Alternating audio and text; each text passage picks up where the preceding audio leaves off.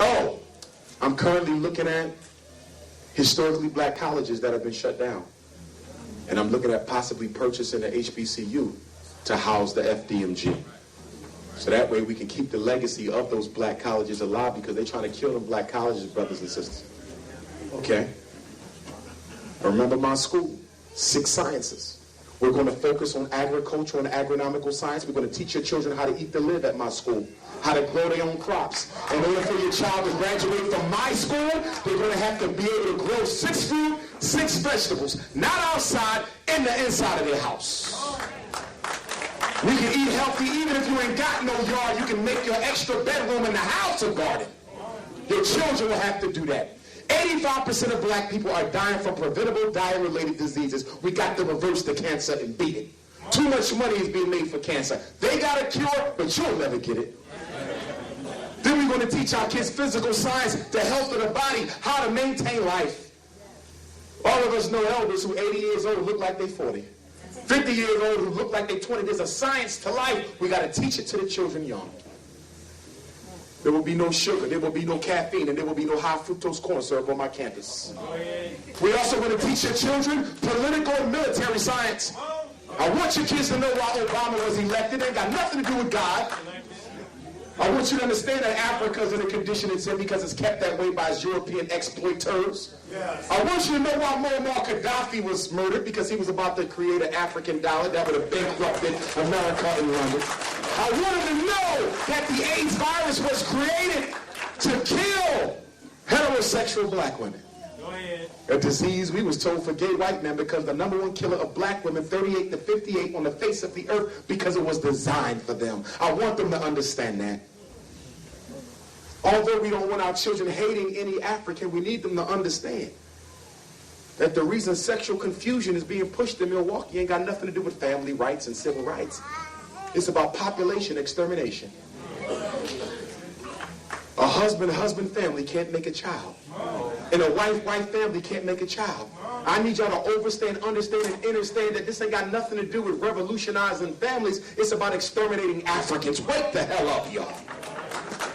Then we're going to teach your children financial and economic science. By the time your child has finished the 9th grade, they can do their own taxes. By the time your child has finished the 10th grade, they would have mastered the real estate market of Wisconsin and the whole Midwest. By the time they've done the 11th grade, they will have a business plan that they will be able to get a loan for their business no matter what bank they go to. And by the time your child graduates the 12th grade, they would have mastered Wall Street. Not just the one in New York, but the one in China, London, and South Africa. We have to revolutionize education, because too many so-called African-centered schools ain't doing nothing but still giving out a European education with a drum and a dashiki on top.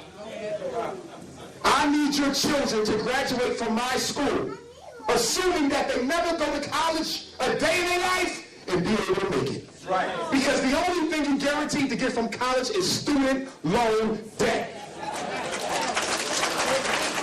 My school will be designed, your child will not have to go to college. Every child will be able to graduate with 21 different skills and abilities that they can put into motion right now. Your child will be a master of the stock market at 17 years old. What the hell he need to go to college for? He made his first million by his 21st birthday. Stop playing with us. We're going to have an aeronautical program where we teach your kids how to fly airplanes. We're going to have a maritime academy where we teach them how to float ships. Or you're aware that 90% of everything you use, buy, eat, and wear comes on a ship? How can we be serious about economic empowerment for the African family without ships? We laughed at the Honorable Marcus Messiah Garvey when he gave us the Black Star liner SS Frederick Douglass.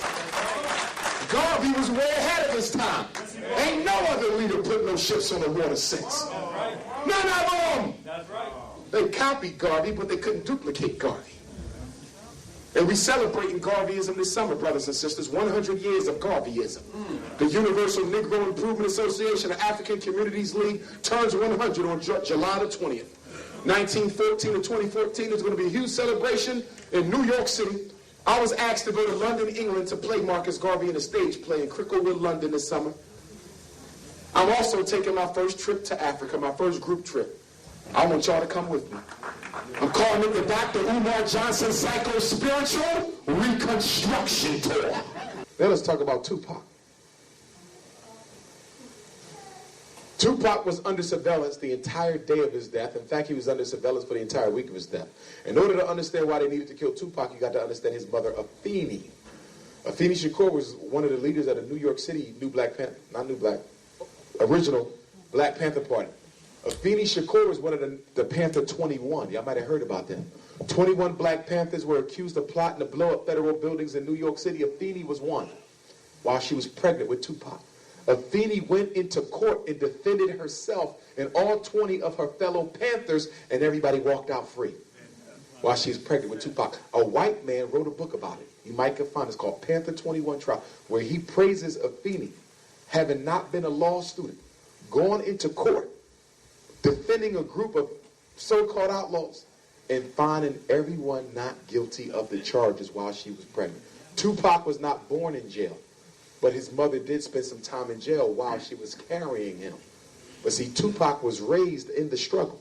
Geronimo Pratt was his godfather. Matulu Shakur was one of his elders. So Tupac knew firsthand what the government was doing to black folks because he was a child of the Panther movement. They had been watching him since he was a young child. Even he talked about how he was being watched. Okay? But the fear came when Tupac became the #1 selling rapper who's a revolutionary. This is how you can help understand why Jay-Z was given the place. Because Tupac had it. But the white man said, wait a minute, the #1 rapper is a damn revolutionary? Then Tupac started working with the gangs, the Crips and the Bloods in LA, to politicize the gangs. And for those of y'all who know y'all Crip and Blood history, you know what? That the Crips and Bloods were started by the aftermath of the Panthers to help the black community, not destroy it. Community revolution in progress. Crip. They were positive. They wasn't gangsters.